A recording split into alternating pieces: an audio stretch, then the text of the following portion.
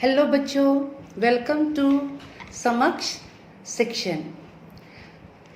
मैं कौन हूँ आप लोग को मालूम ही है, मैम रूपाली। आज मैं आप लोग के साथ एक कविता पढ़ने जा रही हूँ। ऐसा लग रहा है आप लोगों को भी बहुत अच्छा लगेगा। आजकल आप लोग सब लोग घर में क्या है, बंद है ना। किसी को भी अच्छा नहीं लग रहा है ना। कभी कभी हम क्या करते हैं, अब हम लोग तो बहुत ही आज़ाद है और आज़ाद रहेंगे, लेकिन अभी हम लोगों को घर में क्या होना पड़ रहा है, बंद होना पड़ रहा है। इसलिए हम लोग क्या रहते हैं, दुखी रहते हैं, बाहर जाने के लिए बहुत मन करते हैं। जितना भी हो सकते हैं हम घर के आंगन भी जाते हैं, घर के पीछे भी जाते हैं। ऐसा नहीं है कि हम घर के एकदम बंद है, फिर भी हमें ऐसा लगता है कि जैसे कि हम कैसे हैं, पिंजरे में बंद है ना। अब इसी से रिलेटेड ही एक हम कविता पढ़ेंगे। कविता का नाम है मुक्ति की आकांक्षा। अब देखिए तो अब हम जब कैसे बंद है घर में, अब इसको ही अगर हम इस कविता के द्वारा पढ़ेंगे तो हम लोग को और भी अच्छी तरह से मालूम होगा कि सबको आज़ादी कितना पसंद है। सबको किसी भी चीज को इस दुनिया में आज़ादी से प्यार है, ठीक है। अब देखते हैं तो वो क्या है। तो मैंने बोला कि कविता का नाम क्या है, मुक्ति की आकांक्षा, और यह क्लास 9 की किताब से है, एनसीईआरटी सिलेबस की, ठीक है। और इसको किसने लिखा है, बहुत ही सुविख्यात कवि सर्वेश्वर दयाल सक्सेना जी ने लिखा है। अब थोड़ा बहुत हम उसके बारे में पढ़ लेते हैं, ठीक है। कवि सर्वेश्वर दयाल सक्सेना का जन्म सन 1927 में जिला बस्ती, उत्तर प्रदेश में हुआ। उनकी उच्च शिक्षा इलाहाबाद विश्वविद्यालय में हुई। वे अध्यापक, आकाशवाणी में सहायक प्रोड्यूसर, दिनमान में उप संपादक और पराग के संपादक रहे। सन 1983 में उनका क्या हुआ, आकस्मिक निधन हो गया, उनका देहांत हो गया।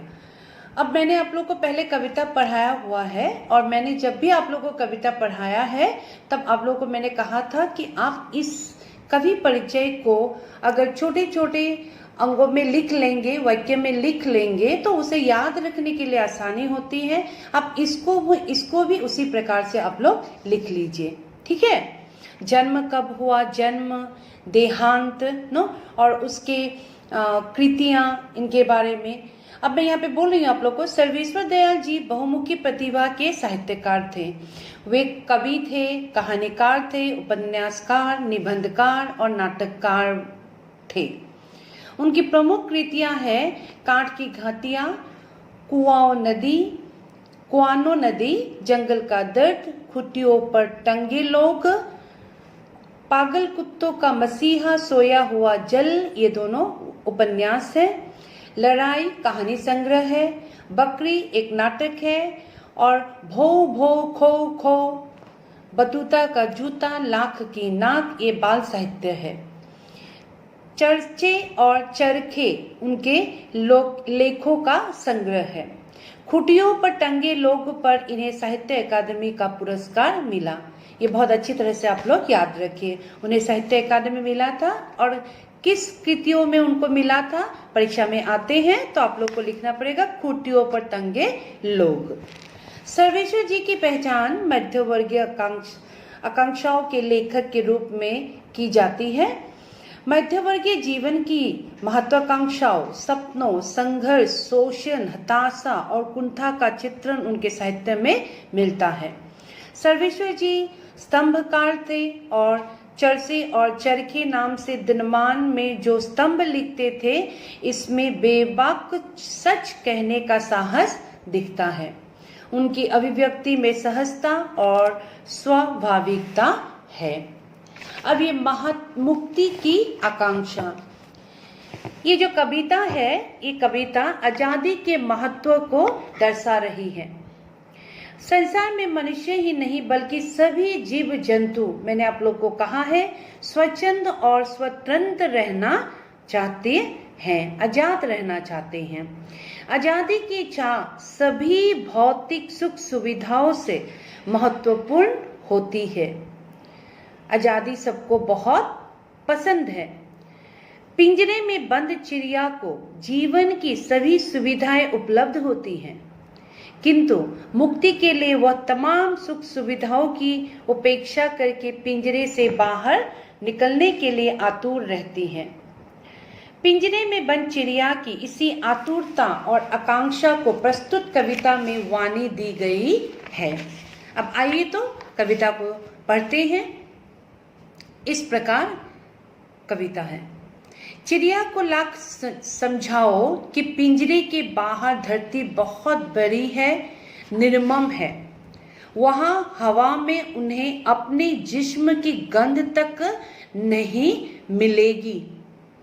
तो यहाँ पे कवि कहना चाहते हैं, चिड़िया को लाख समझाने पर भी पिंजरे के बाहर धरती बहुत बड़ी है, निर्मम है ना, अपने जिस्म की गंध तक नहीं मिलेगी। ये सब कहने से भी चिड़िया मानते नहीं हैं। चिड़िया को यहाँ पे कवि कहना चाहते हैं कि चिड़िया को लाख समझाया गया है कि पिंजरे के बाहर जाने से तुम्हें क्या मिलेगा, बहुत ही कष्ट तुम्हें सहने पड़ेंगे, और जिसके हृदय में ममता नहीं होती है उसी प्रकार के लोगों से आपको क्या पड़ेगा, मिलना पड़ेगा।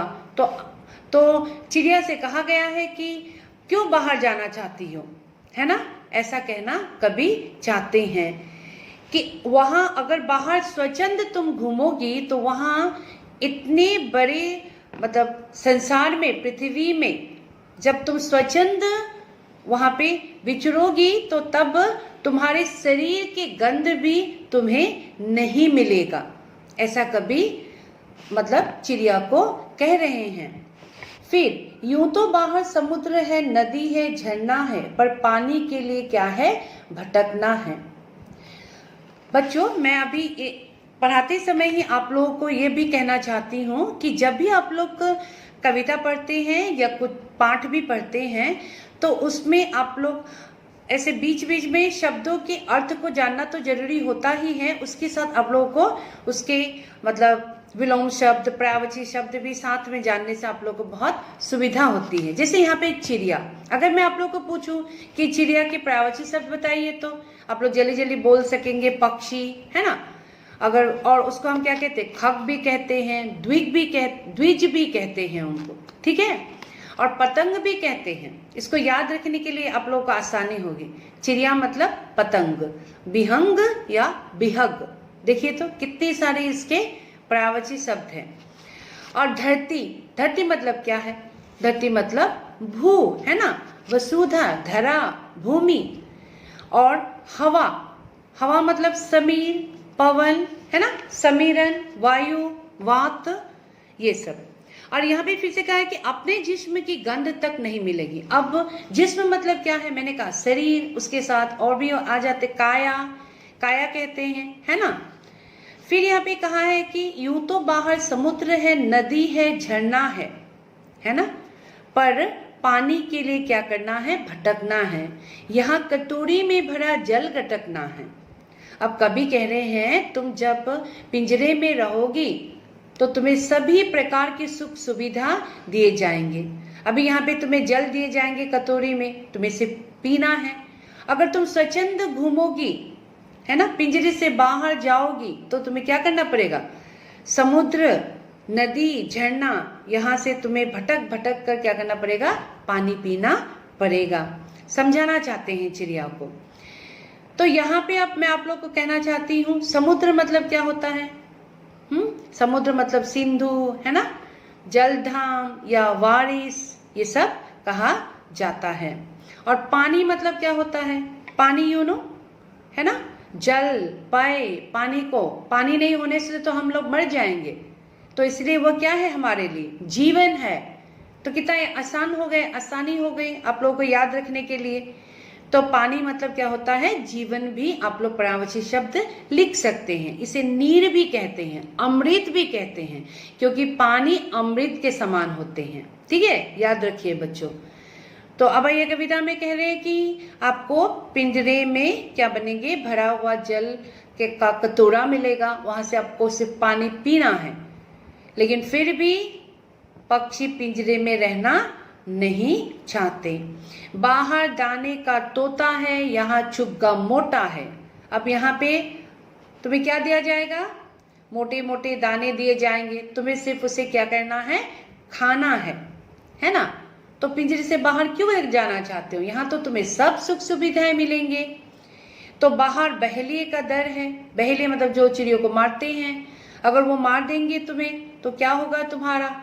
यहाँ निद्वंद कंठ स्वर है और तुम्हें यहाँ पिंजरे में अपनी इच्छा के अनुसार तुम्हें रहने के लिए मिल रहा है। तुम क्या करो, इसमें रहो, बिना किसी के मतलब रुकावट या कोई भी तुम्हें परेशानी नहीं है, कोई भी तुम्हें बाधा नहीं है, जो तुम चाहो वही कर सकते हो, ऐसा कहना चाहते हैं। लेकिन फिर भी चिड़िया मुक्ति का गाना गाएगी, लेकिन फिर भी चिड़िया बोलती है कि मुझे क्या चाहिए, आजादी चाहिए।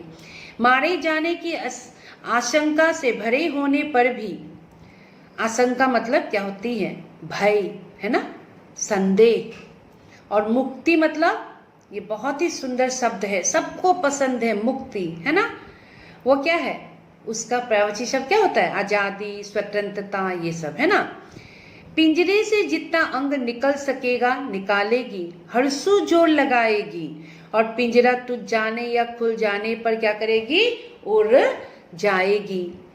तो कभी कहना चाहते हैं कि देखो तो चिड़िया को, वो उसे तो बाहर जाने से मारे जाने की आशंका भी है, भय भी है, लेकिन फिर भी वह जितना हो सके पिंजरे से बाहर वह निकलना चाहेगी।